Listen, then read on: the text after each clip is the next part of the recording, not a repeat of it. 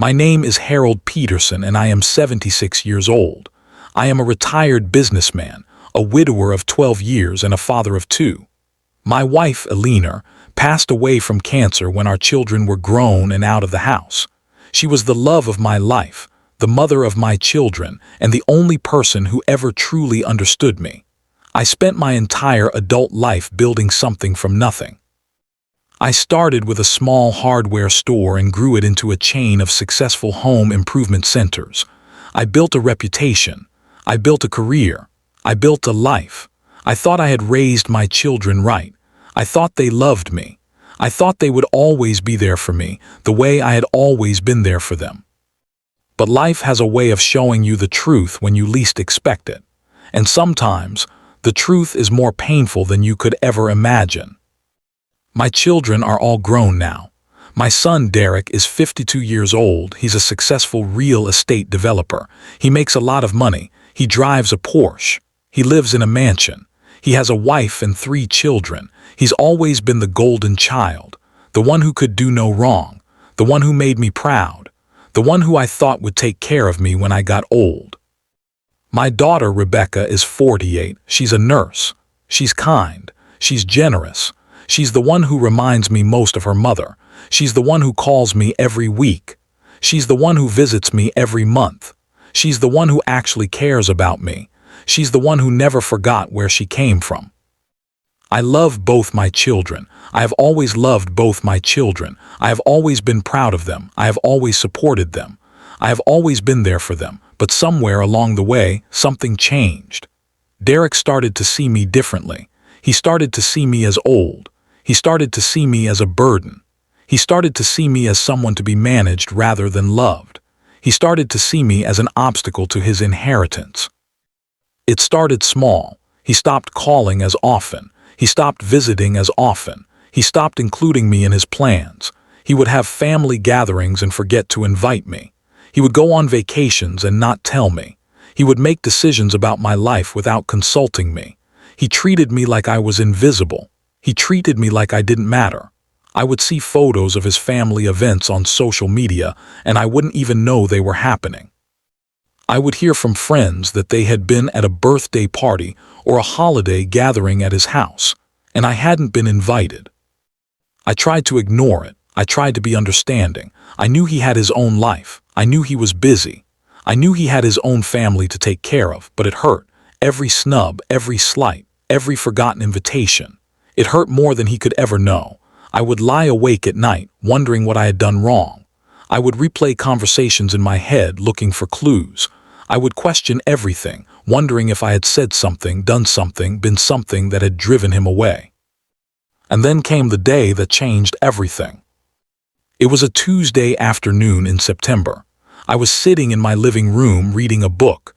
The doorbell rang. I wasn't expecting anyone. I got up, walked to the door, and opened it. Derek was standing there. He had a smile on his face, but it wasn't a friendly smile. It was a smile that said, "I'm about to tell you something you're not going to like." "Dad," he said, "we need to talk. Can I come in?" "Of course," I said. "You're always welcome here." He walked into the house. He looked around. He looked at the furniture, the walls, the photos. He looked at everything like he was appraising it, like he was trying to figure out how much it was worth. "Dad," he said, "I've been doing some thinking, some planning, and I've come to a conclusion. It's time for you to move out of this house." I stared at him. I couldn't believe what I was hearing. "Move out," I said. "Why would I move out? This is my house. This is my home. I've lived here for 40 years. Your mother and I bought this house together. We raised you in this house. We buried your mother from this house. This is where I belong." "Dad," he said, "this house is too big for you. It's too much for you to take care of. You're getting older. You're not as strong as you used to be. You can't maintain this place anymore. It's time for you to move into something smaller, something more manageable, something more appropriate." "Appropriate," I said. "What exactly do you mean by appropriate?" "I mean a retirement home," he said. "A nice one. One of those places where they take care of everything. You'll have your own room. You'll have meals prepared for you. You'll have activities. You'll have friends. You'll be safe. You'll be taken care of. I felt the blood drain from my face. A retirement home. My own son was trying to put me in a retirement home. He was trying to take away my home. He was trying to take away my independence. He was trying to take away my life. Derek, I said, I don't want to go to a retirement home. I want to stay in my own house. I want to be independent. I want to live my own life. Dad, he said, you can't live on your own anymore. It's not safe. You need help. You need care. You need to be in a place where people can look after you. I can look after myself, I said. I've been looking after myself for 76 years. I don't need anyone to take care of me. You do, he said. You just don't want to admit it, but I'm going to do what's best for you. I'm going to make sure you're taken care of. I'm going to put you in a retirement home. Amanda, I said, please, I'm begging you, don't do this. I don't want to go to a retirement home. I want to stay in my own house. I want to be with my things. I want to be with my memories. I want to be with my life. Dad, he said, it's already decided. I've already looked into it. I've found a place for you. It's called Golden Gardens. It's one of the best in the state. You'll be well taken care of there. The staff is wonderful. The rooms are comfortable. The food is excellent. You'll have everything you need. Amanda, I said, I don't want to go to a retirement home. I want to stay in my own house. I want to be independent. I want to live my own life. I don't want to be a burden to anyone. I don't want to be a burden to you. You're not a burden, Dad, he said. You're just old. You're just tired. You're just not able to take care of yourself anymore. And I'm going to do what's best for you. I'm going to put you in Golden Gardens.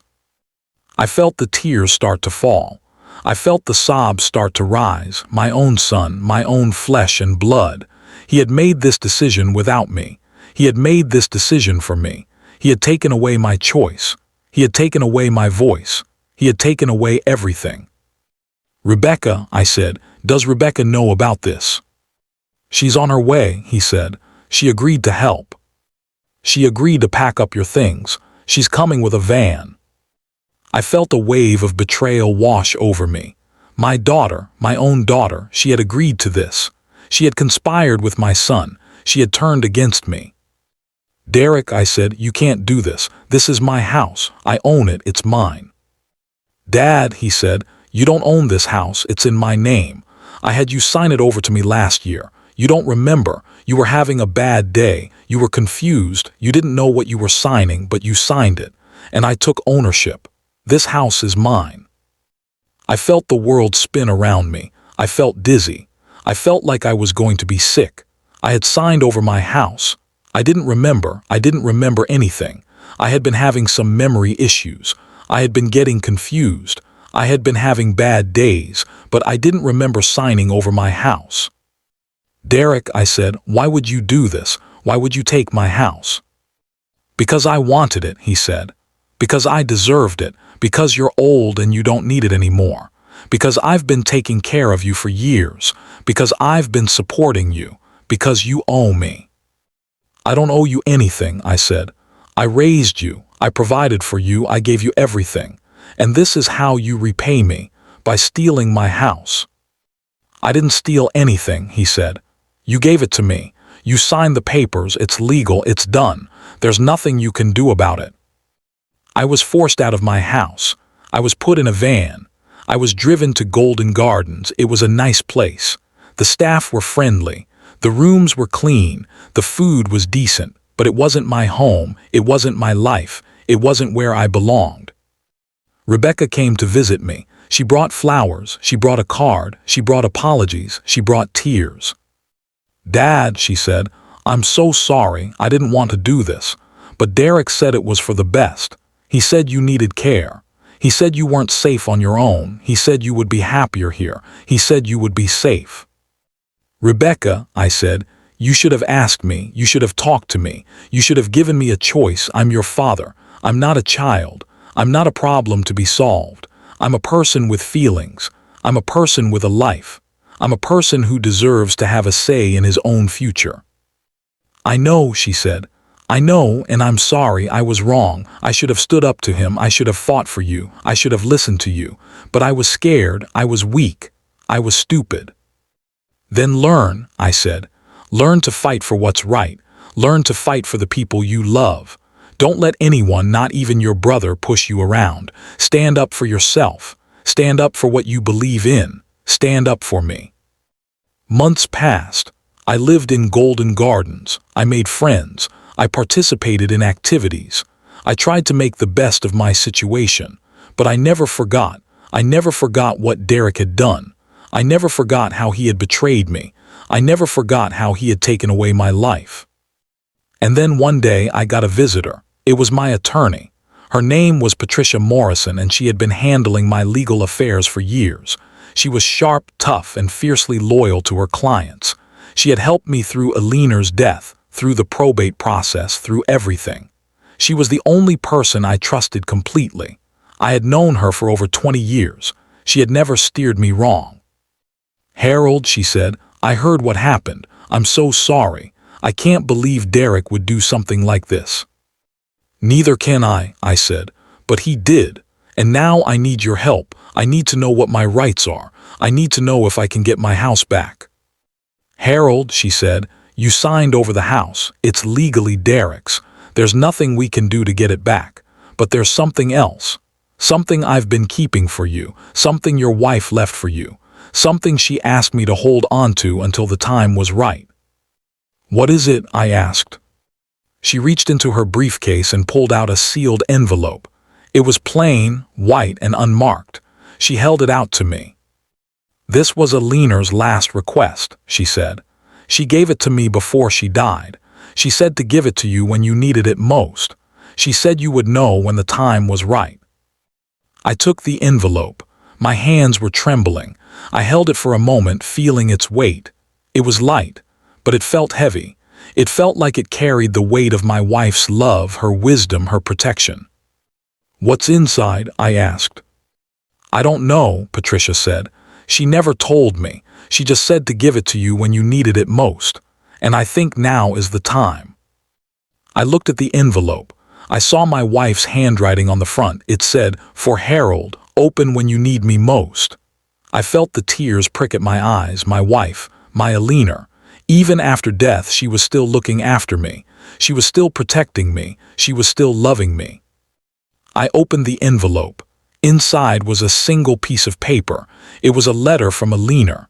It was written in her elegant handwriting. I read it slowly, my heart pounding. "My dearest Harold, if you're reading this, then I'm gone, and I'm sorry for that. I'm sorry I couldn't be there with you, to hold your hand, to comfort you, to tell you everything will be okay. But I want you to know that I'm watching over you. I'm always with you, and I will always love you.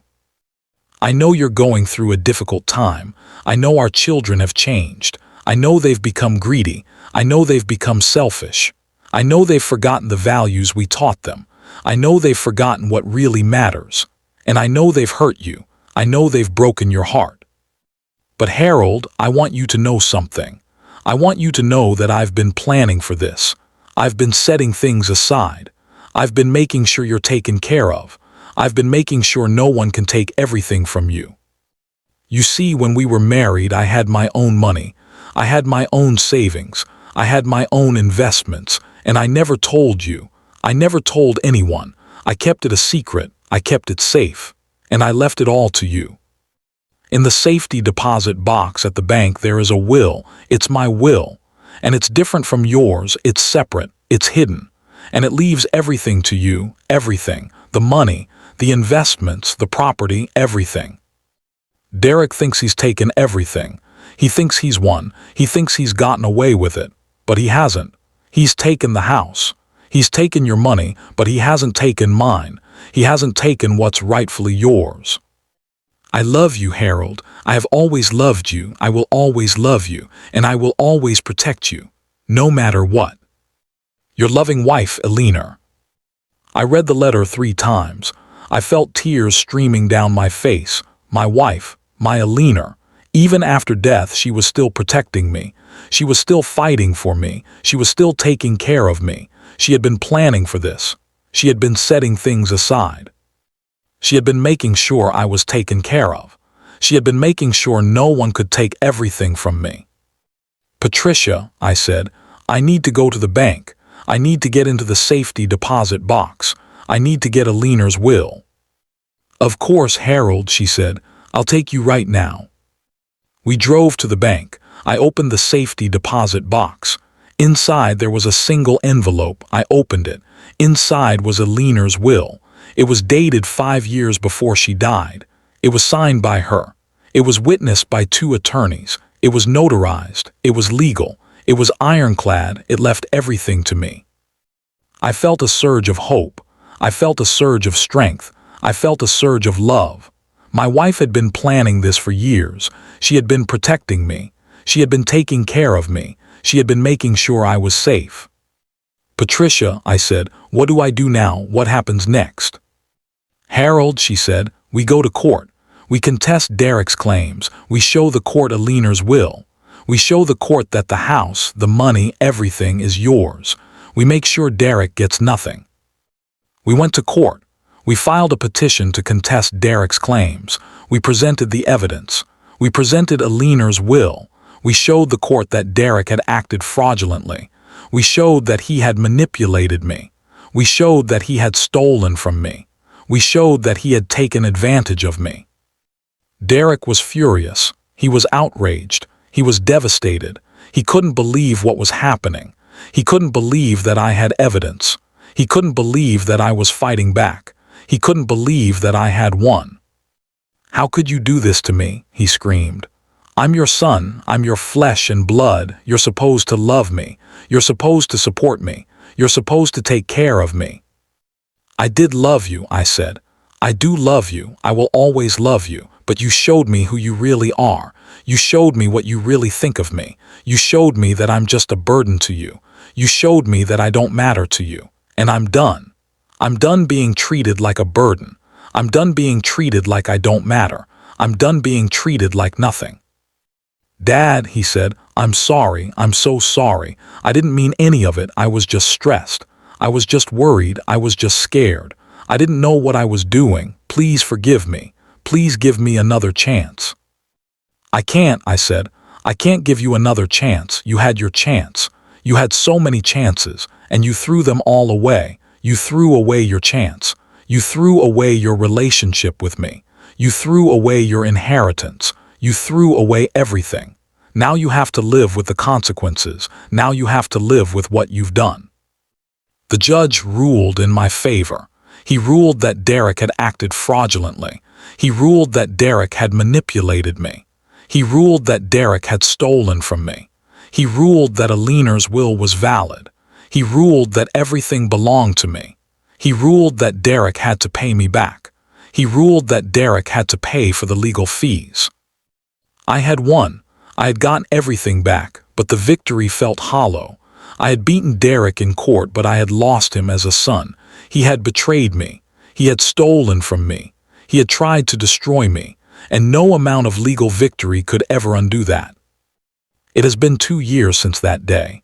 2 years since I found out about Alina's will. 2 years since I went to court. 2 years since I got everything back.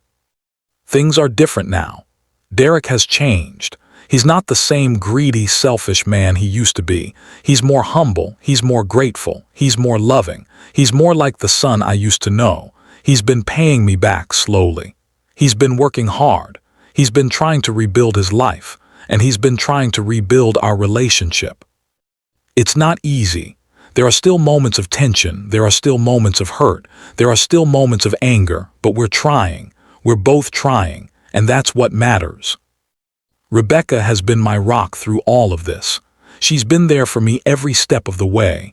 She's been my support. She's been my strength. She's been my daughter, and I love her more than words can say.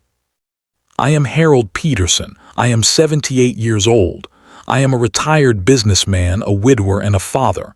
I was betrayed by my son. He stole from me. He lied to me. He tried to destroy me, but I fought back. I stood up for myself, and I won. If you're watching this, please subscribe and share. And remember, sometimes the people who hurt us the most are the ones who need us the most. Sometimes forgiveness is the hardest thing to give, but it's also the most powerful. I am Harold Peterson. I am a survivor, and I will never let anyone take advantage of me again. Now, if you'll excuse me,